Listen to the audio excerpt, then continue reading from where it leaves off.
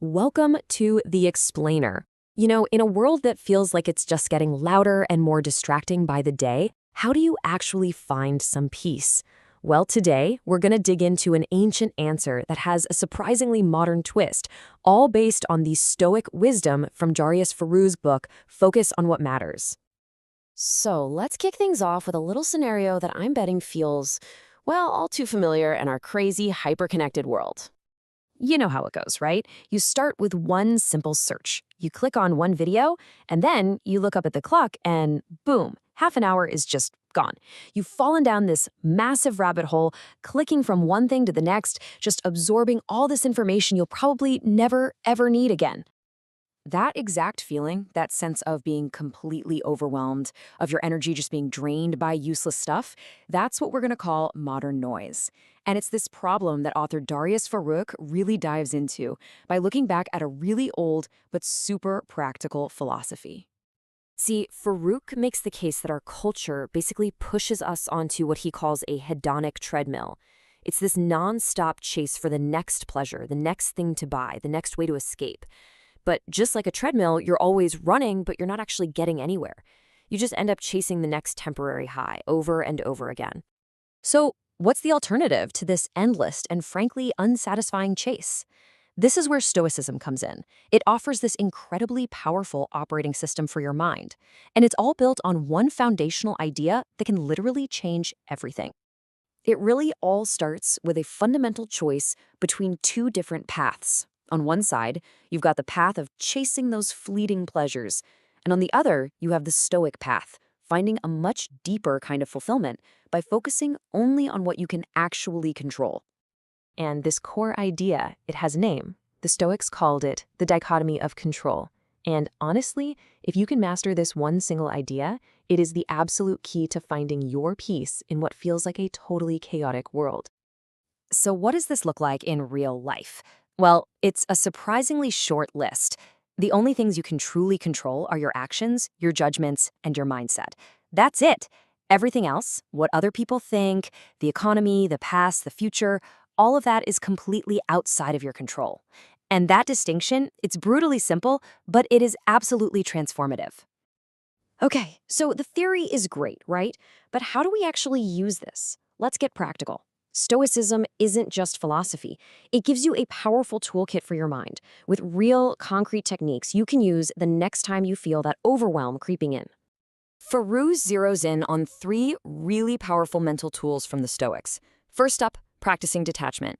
Second, crafting your own story. And third, this one's a bit of a curveball, learning to cease hope. Yeah, I know. Let's break them down. Okay, tool number one is all about managing anxiety. Practicing detachment just means you consciously unhook your own happiness from outcomes that you can't control anyway. We're talking about anything from whether somebody likes you, to whether your stocks go up, or how the economy is doing. The Stoic philosopher Epictetus put it perfectly. He said, "What you lose is what you pay for your peace of mind." Just think about that for a second. Sometimes the price of your own tranquility is simply letting go of an outcome you never had control over in the first place. And that, right there, is a price worth paying. The second tool is all about taking back your personal power. It's the conscious act of choosing the narrative, the story you tell yourself about the things that happen in your life. Because here's the secret. It's not the event itself that actually harms you, it's your interpretation of it. I mean, the Roman emperor and Stoic philosopher Marcus Aurelius just nailed it with this.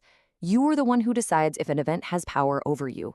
You control the meaning you give to whatever happens. So here's where the rubber meets the road. When you're faced with something like criticism, you have a choice. You can go with response A, an internal story that just tears you down, or you can choose response B, a story that reinforces your own strength. The external event is exactly the same. Your internal reality, well, that's entirely up to you. All right, now this last tool. I know it sounds completely backwards, but it is one of the most powerful ways to get rid of fear. The Stoics argue that we should, in a very specific way, cease to hope.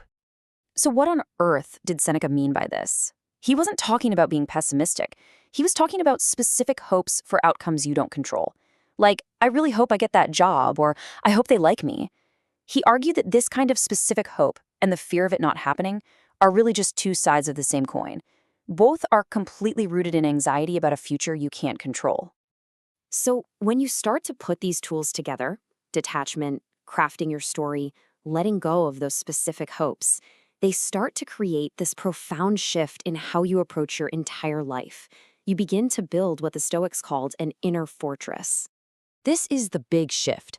You go from being reactive, kind of like a puppet being pulled by the strings of whatever happens, to becoming proactive. You stop getting yanked around and you start becoming the calm, intentional master of your own inner world, choosing how you respond to life. And through this whole process, you start to realize something huge. Your true self-worth has absolutely nothing to do with external things. It comes from your mind, your character, your choices, and those are the only things that can never, ever be taken away from you. Ultimately, Stoicism is a challenge to become a vigilant guardian of your own mind. So, I'll leave you with this to think about. If your mind really is a fortress, the source of all your peace and all your strength, what are you letting pass the gate?